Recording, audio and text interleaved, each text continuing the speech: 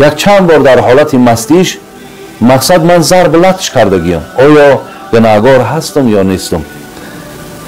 حق خدای مهربان برادران و شما را امرتیت بسیار سوال ها میشنویم.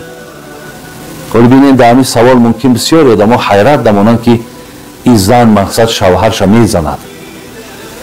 این شوهر مثال زن لط کوب میکند. ما ممکن حیرت دمانیم.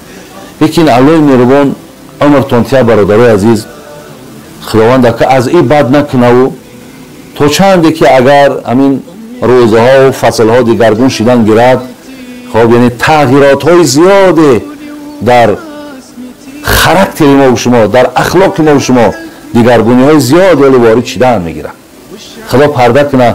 ولی روز با سوال میشود ممکن یگان دخترک که بگه من پدر من میزنم، باید بچه که دیگرش ممکن مکتوب بیاید که من مادر من میزنم.